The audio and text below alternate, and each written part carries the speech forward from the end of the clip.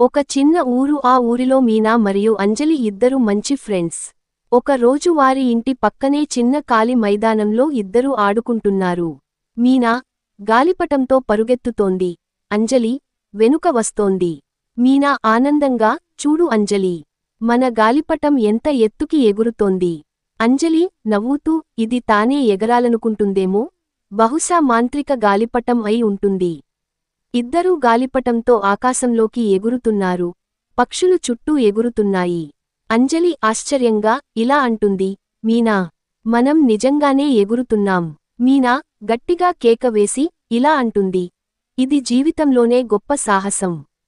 మబ్బులు, ఒక అందమైన కోట, వెలుగులు, మెరిసే జీవులు వారిని ఆహ్వానిస్తున్నాయి.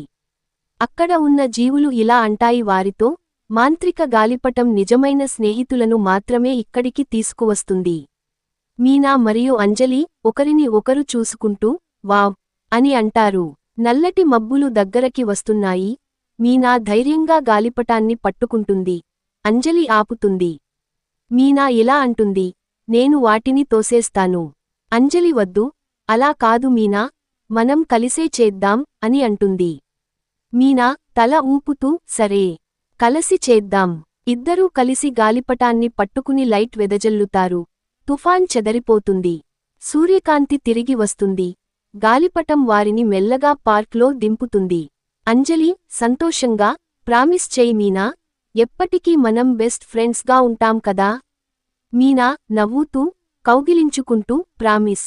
మాంత్రిక గాలిపటం మనల్ని మరో సాహసానికి కూడా తీసుకెళ్తుంది అనుకుంటా అని అంటుంది. చివరికి మనం తెలుసుకున్న పాఠం ఏంటి అంటే నిజమైన స్నేహం కలిసి కట్టుగా పనిచేయడం వలన ఎలాంటి సమస్యను అయినా దాటవచ్చు అని.